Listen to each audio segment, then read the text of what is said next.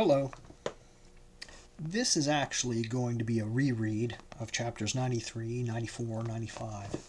Experienced some difficulty with these chapters. If it wasn't for words that have dropped out of our, modern day lexicon, or some of the sentences filling up a paragraph and stuff. I don't know. A little bit of trouble, but enough trouble so that I found myself, getting a little uneasy and actually cursing and swearing. It was quite funny. I'm gonna keep the recording, you see, yeah, we're gonna give it another shot. So we open up with Herman Melville's Moby Dick, chapters 93. And this one is called The Castaway.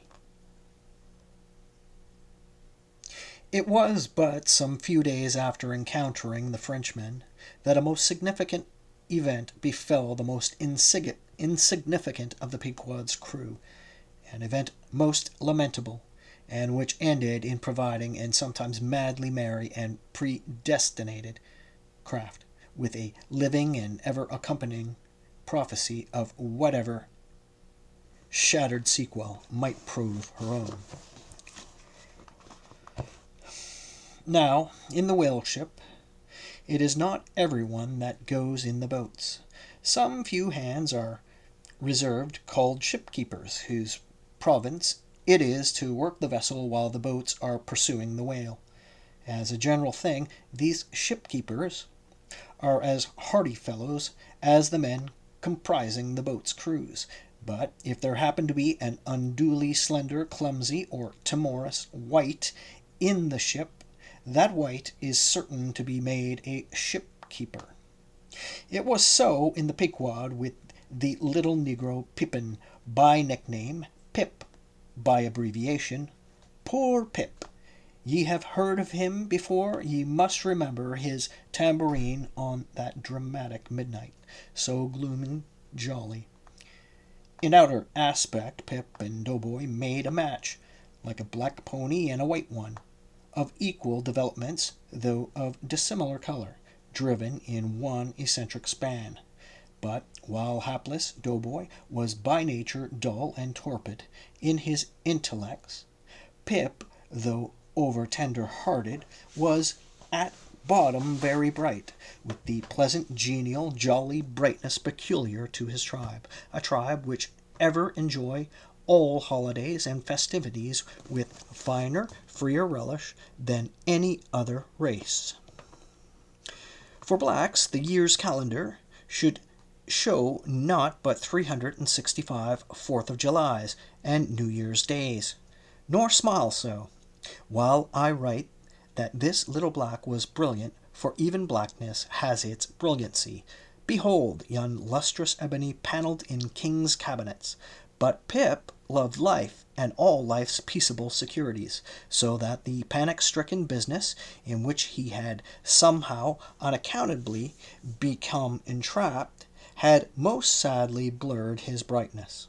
Though, as ere long will be seen, what was thus brightness, though, as ere long will be seen, what was this temporarily subdued in him, in the end was destined to be luridly illumined by strange wildfires, that fictitiously showed him off to 10 times the natural lustre with which, in his native Tolland county in Connecticut, he had once enlivened many a fiddler's frolic on the green, and at melodious eventide, with his gay ha-ha, and turned the round horizon into one star-belled tambourine.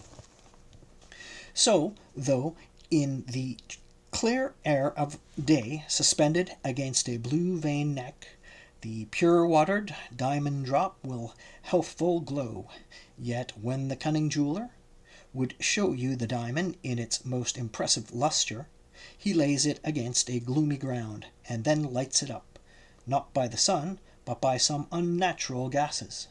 Then come out those fiery effulgencies, infernally superb, and the evil blazing diamond, once the divinest symbol of the crystal skies, looks like some crown jewel stolen from the king of hell. But let us to the story. It came to pass that in the ambergris affair, Stubbs, after oarsman, chanced so to sprain his hand, as for a time to become quite maimed, and temporarily Pip was put into his place.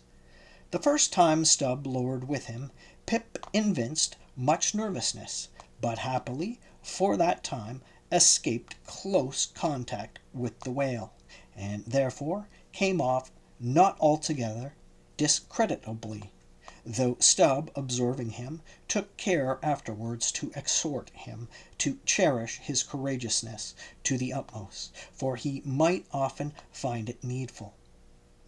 Now upon the second lowering, the boat paddled upon the whale, and as the fish received the darted iron, it gave its customary rap, which happened in this instance to be right under poor Pip's seat. The involuntary consternation of the moment caused him to leap, paddle in hand, out of the boat, and in such a way that part of the slack whale line coming against his chest, he breasted it overboard with him, so as to become entangled in it, when at last plumping into the water. That instant the stricken whale started on a fierce run. The line swiftly straightened, and presto, poor Pip came all foaming up to the chocks of the boat, remorselessly dragged there by the line, which had taken several turns around his chest and neck. Tashtego stood in the bows. He was full of the fire of the hunt. He hated Pip for the poltroon. Snatching the boat knife from its sheath, he suspended its sharp edge over the line, and turning toward Stubb, exclaimed interrogatively, "Cut?" Meanwhile Pip's blue, choked face plainly looked, "Do, for God's sake!" All passed in a flash. In less than half a minute this entire thing happened. "Damn him, cut!" roared Stubb, and so the whale was lost and Pip was saved. So soon as he recovered himself, the poor little negro was assailed by yells and execrations from the crew, tranquilly permitting these irregular cursings to evaporate. Stubb then, in a plain, businesslike, but still half-humorous manner, cursed Pip officially, and that done unofficially, gave him much wholesome advice. The substance was, "Never jump from a boat, Pip, except," but all the rest was indefinite, as the soundest advice ever is. Now, in general, stick to the boat is your true motto in whaling, but cases will sometimes happen when leap from the boat is still better. Moreover, as if perceiving at last that if he should give undiluted, conscientious advice to Pip, he would be leaving him too wide a margin to jump in for the future, Stubb suddenly dropped all advice and concluded with a peremptory command. "Stick to the boat, Pip, or by the Lord I won't pick you up if you jump in. Mind that. We can't afford to lose whales by the likes of you. A whale would sell for 30 times what you would, Pip, in Alabama. Bear that in mind and don't jump any more."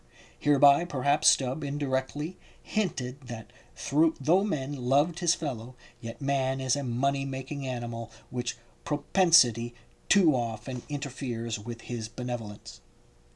But we are all in the hands of the gods, and Pip jumped again. It was under very similar circumstances to the first performance, but this time he did not breast out the line, and hence, when the whale started to run, Pip was left behind on the sea, like a hurried traveller's trunk. Alas, Stubb was but too true to his word. It was a beautiful, bounteous blue day, the spangled sea calm and cool, and flatly stretching away all round to the horizon, like gold-beater's skin hammered out to the extremest.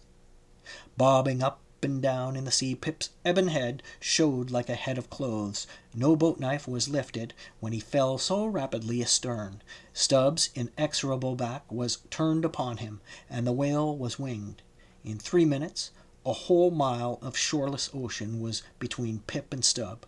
Out from the center of the sea, poor Pip turned his crisp, curling black head to the sun, another lonely castaway, though the loftiest and the brightest.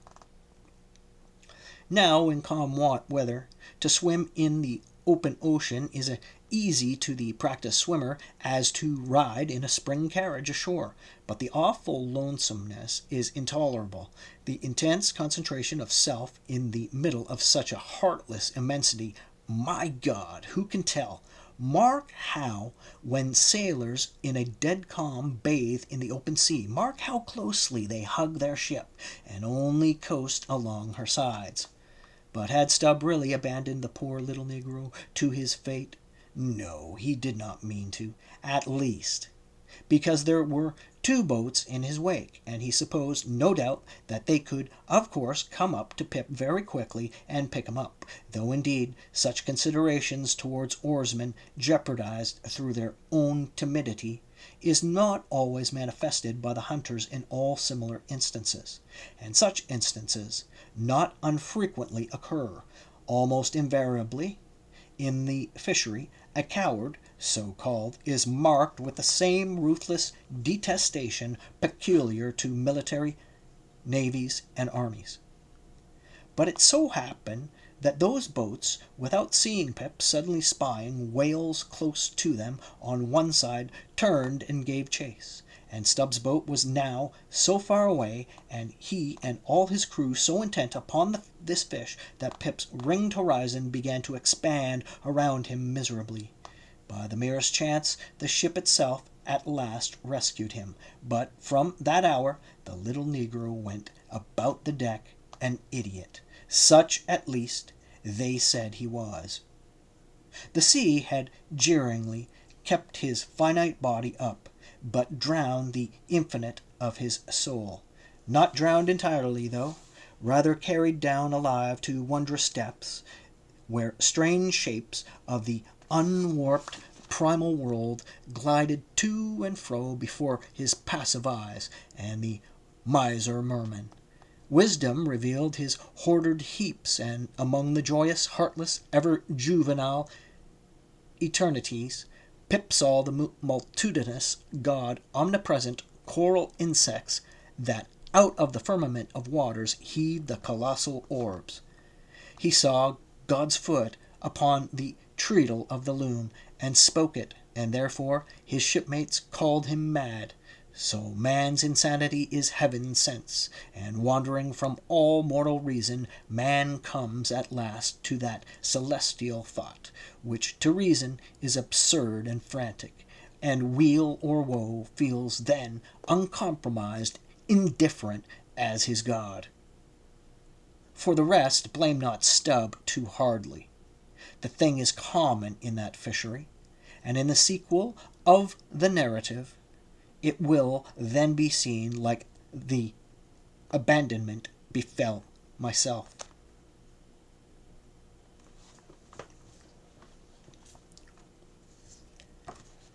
'94. A squeeze of the hand.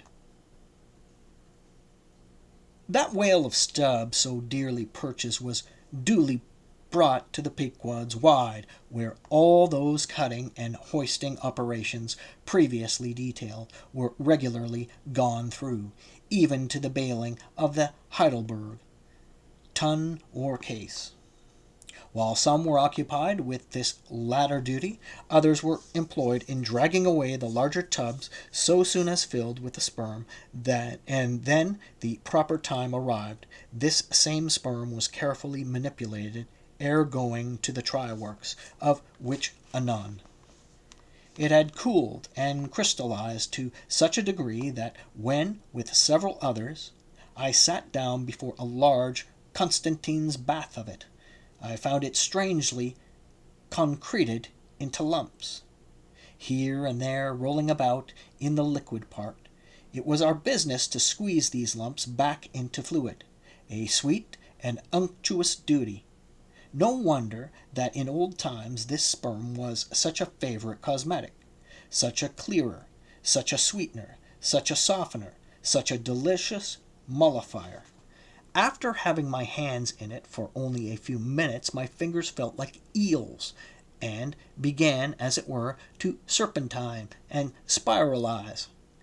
As I sat there at my ease, cross-legged on the deck, after the bitter exertion at the windlass, under a blue tranquil sky, the ship under indolent sail, and gliding so serenely along, as I bathed my hands among those soft, gentle globules of infiltrated tissues, woven almost within the hour, as they richly broke to my fingers, and discharged all their opulence like fully ripe grapes their wine, as I snuffed up that uncontaminated aroma, literally and truly, like the smell of spring violets, I declare to you that for the time I lived as in a musky meadow. I forgot all about our horrible oath in that inexpressible sperm. I washed my hands and my heart of it. I almost began to credit the old Paracelsian superstition that sperm is of rare virtue in allaying the heat of anger. While bathing in that bath, I felt divinely free from all ill will, or petulance, or malice of any sort whatsoever. Squeeze, squeeze, squeeze, all the morning long. I squeezed that sperm till I myself almost melted into it. I squeezed that sperm till a strange sort of insanity came over me, and I found myself unwittingly squeezing my collaborators' hands in it, mistaking their hands for the gentle globules. Such an abounding, affectionate, friendly, loving feeling did this avocation beget, that at last I was continually squeezing their hands, and looking up into their eyes sentimentally, as much as to say, "Oh, my dear fellow beings, why should we longer cherish any social acerbities, or know the slightest ill humor or envy? Come, let us squeeze hands all round, nay, let us all squeeze ourselves into each other. Let us squeeze ourselves universally into the very milk and sperm of kindness." Would that I could keep squeezing that sperm forever!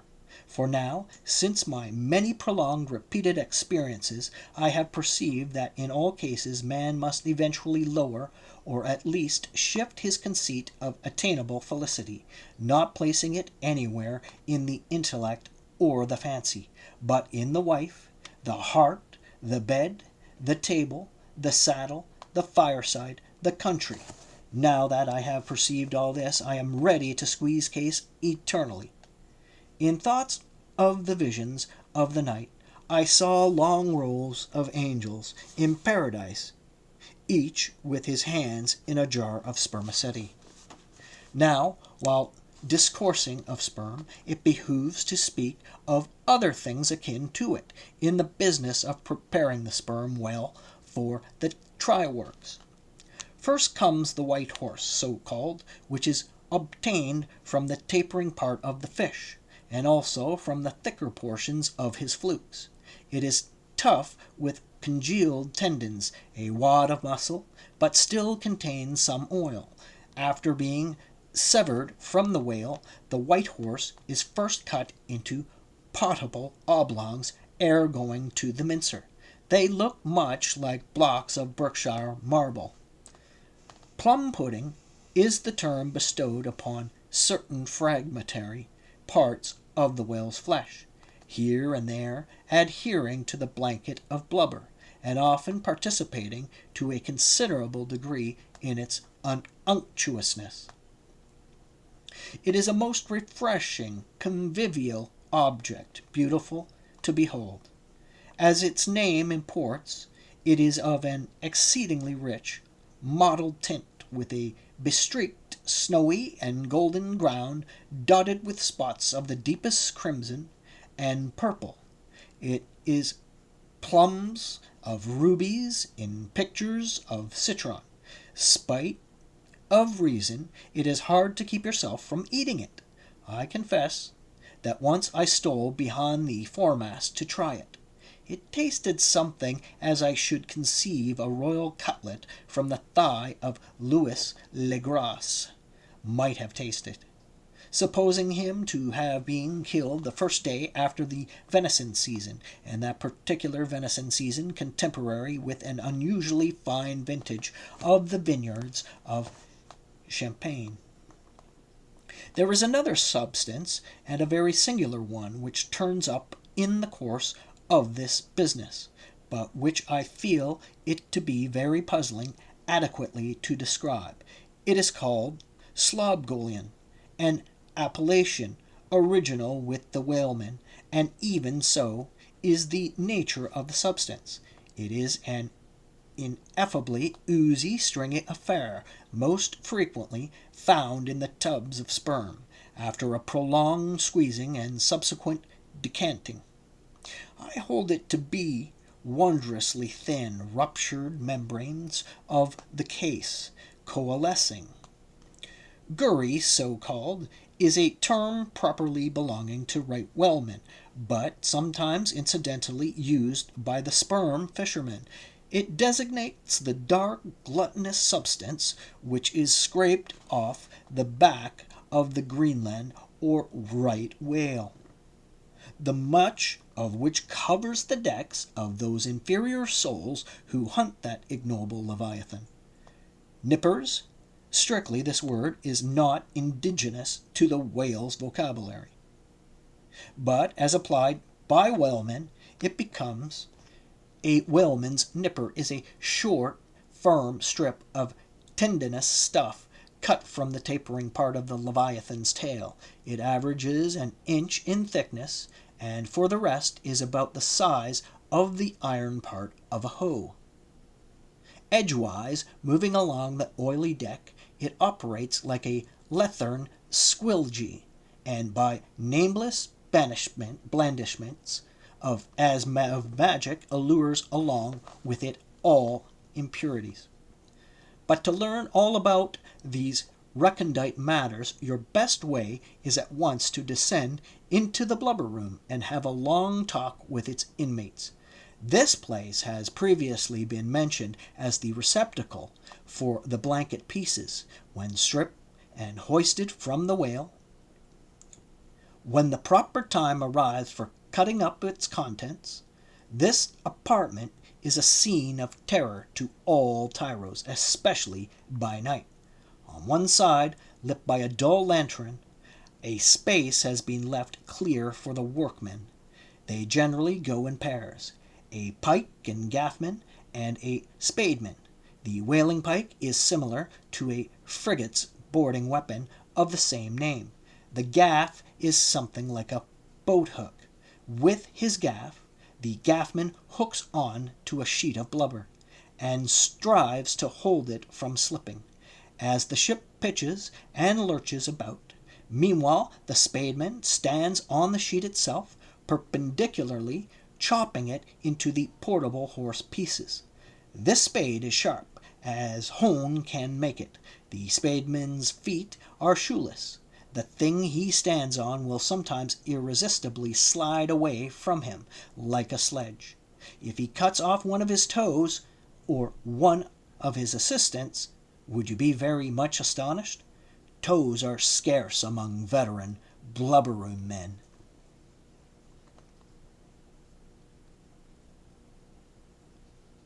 '95. The Cassock. Had you stepped on board the Pequod at a certain juncture of this post-mortemizing of the whale, and had you strolled forward nigh the windlass, pretty sure am I that you would have scanned with no small curiosity a very strange, enigmatical object, which you would have seen there, lying along lengthwise in the lee scuppers. Not the wondrous cistern in the whale's huge head, not the prodigy of his unhinged lower jaw, not the miracle of his symmetrical tail, none of these would so surprise you as half a glimpse of the unaccountable cone. Longer than a Kentuckian is tall, nigh a foot in diameter at the base, and jet black as Yojo, the ebony idol of Queequeg. And an idol indeed it is, or rather in old times its likeness was such an idol as that found in the secret groves of Queen Maachah in Judea, and for worshipping which King Asa, her son, did depose her, and destroyed the idol, and burnt it for an abomination at the brook Kidron, as darkly set forth in the 15th chapter of the first book of Kings. Look at the sailor called the mincer, who now comes along, and assisted by two allies, heavily backs the grandissimus, as the mariners call it, and with bowed shoulders staggers off with it as if he were a grenadier carrying a dead comrade from the field. Extending it upon the forecastle deck, he now proceeds cylindrically to remove its dark pelt, as an African hunter the pelt of a boa. This done, he turns the pelt inside out like a pantaloon leg, gives it a good stretching so as almost to double its diameter, and at last hangs it, well spread, in the rigging to dry. Ere long it is taken down, when removing some 3 feet of it towards the pointed extremity, and then cutting 2 slits for armholes at the other end, he lengthwise slips himself bodily into it. The mincer now stands before you, invested in the full canonicals of his calling. Immemorial to all his order, this investiture alone will adequately protect him while employed in the peculiar functions of his office. That office consists in mincing the horse pieces of blubber for the pots, an operation which is conducted at a curious wooden horse, planted endwise against the bulwarks, and with a capacious tub beneath it, into which the minced pieces drop, fast as the sheets from the rapt orator's desk, arrayed in decent black, occupying a conspicuous pulpit, intent on Bible leaves. What a candidate for an archbishopric, what a lad for a pope, were this mincer. Footnote. Bible leaves, this is the invariable cry from the mates to the mincer. It enjoins him to be careful, and cut his work into as thin slices as possible, inasmuch as by doing the business of boiling out of the oil is much accelerated, and its quantity considerably increased, besides perhaps improving it in quality. End of footnote.